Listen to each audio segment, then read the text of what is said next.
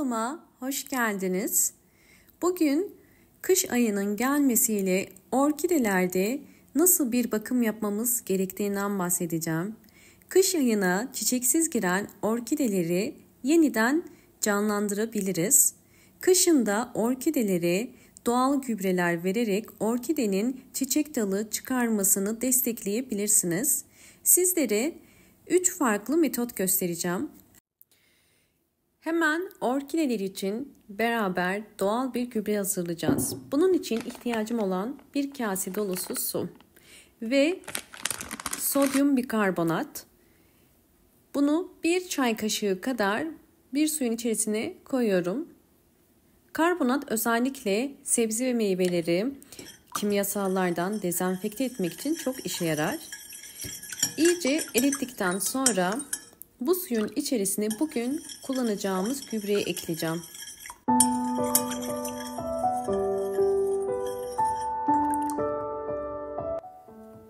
Mandalina kabukları kullanacağım. Fakat bildiğiniz üzere sebze ve meyvelerin kabuklarında bal mumu ve zararlı kimyasallar olduğu için bunlardan arındırmak istiyorum. 30 dakika karbonatlı suyun içerisinde mandalinaları bekleteceğim.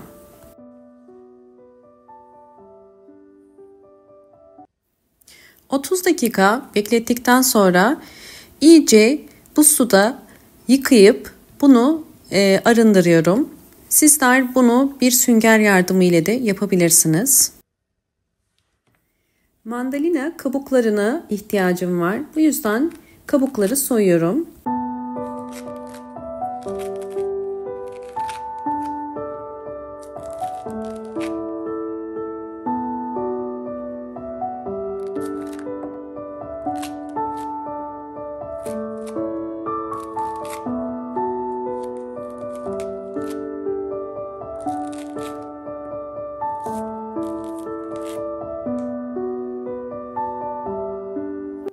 Kabukları ince ince dilimlere ayıracağım. Bu işlem özellikle doğal gübrelerde kabuk içerisindeki vitaminlerin daha hızlı suya geçmesine yardımcı olur. Mandalina kabuklarında bol miktarda C vitamini vardır ve bu bitkilerde özellikle kök gelişimi, yaprak gelişimini hızlandırır.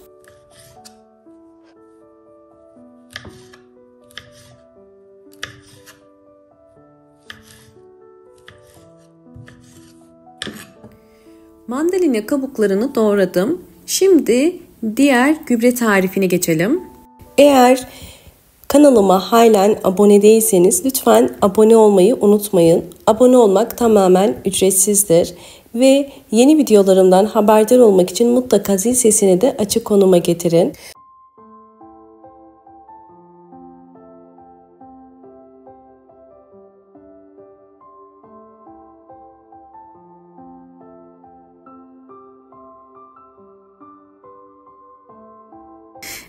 Hemen ikinci tarifimize geçelim. Diğer kullanacağımız ise yumurta kabukları. Yine yumurta kabuğunun da içerisinin temiz olması gerekiyor. Bunları ben daha önceden yıkayıp kurutmuştum. Güneşte kurutabilirsiniz. Bakın bu şekilde ufalanıyor. Şimdi biraz yumurta kabuğunu toz haline getireceğim.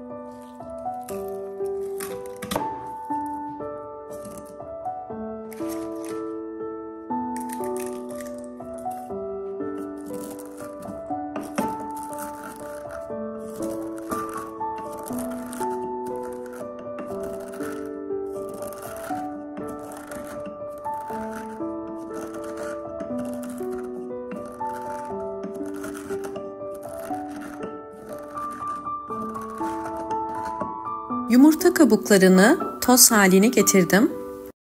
Şimdi ikinci aşamaya geçelim. Boş bir cam şişenin içerisine ufaladığım yumurta kabuklarını koyuyorum. Üzerine 300 ml kaynar su koyacağım. Ve bunu soğuması için bir yarım saat dinlendireceğim.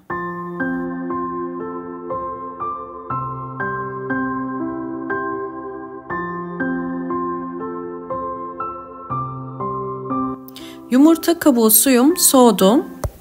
Bu suyun üzerine tekrar çeşme suyu kullanıyorum. Çeşme suyu dinlenmiş bir su, arıtma suyu da olabilir. Toplamda 2 litrelik bir su elde ediyoruz. Kavanoz 2 litrelik. Bakın üzerine bu şekilde suyu ekledim ve şimdi daha önceden doğradığım mandalina kabuklarını da bu suyun içerisine ekliyorum. Böylelikle yumurta kabuğu içerisindeki bol miktardaki kalsiyum ile mandalina kabuğundaki C vitamin birleşerek çok güçlü bir gübre oluşumuna yardımcı olacak. Bu gübrenin ağzını kapatarak serin bir yerde 24 saat bekleteceğiz.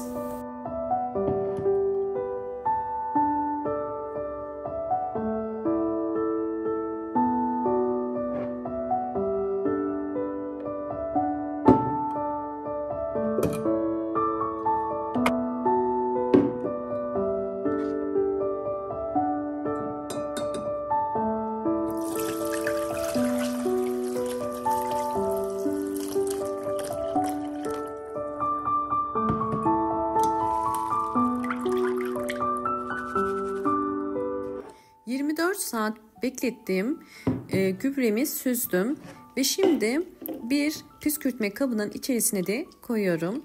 Çünkü bu gübreyi 3 farklı yöntemiyle kullanacağız ve sizlerle bu yöntemleri de paylaşacağım.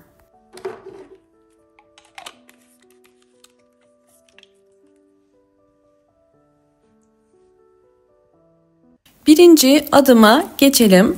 Birinci adımda orkide yapraklarının daha canlı ve parlak olabilmesi için orkidenin yapraklarına hem üstten hem de alttan hazırladığım gübreyi sıkıyorum. Bu gübre sayesinde orkideniz daha canlı olacaktır. Bunu üst kökleri de sıkabilirsiniz. Ve özellikle bu işlemi uygularken yaprak aralarına su birikmemesi için mutlaka bir pamuk ile fazla biriken suyu almasına yardımcı olun. Ve bunu bütün orkidelerime uygulayacağım.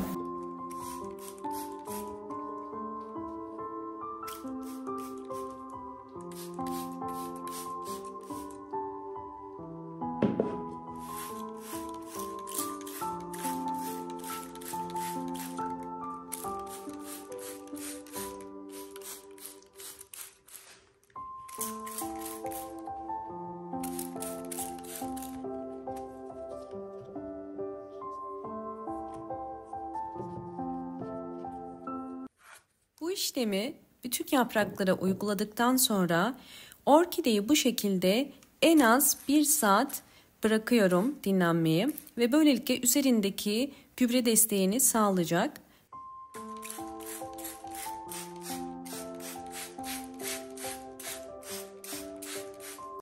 Bir saat bu şekilde beklettiğim orkidelerimin yapraklarını temiz bir pamuk ile siliyorum. Özellikle kış ayında olduğumuz için orkidenin bu tarz uygulamalarda saatlerce ıslak kalmaması gerekiyor.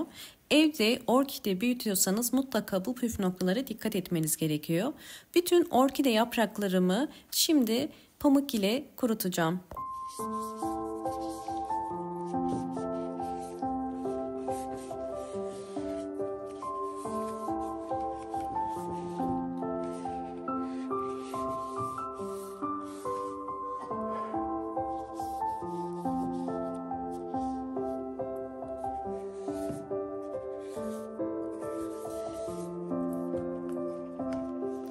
Sizlerle orkidelerimin gelişimlerini de paylaşıyorum.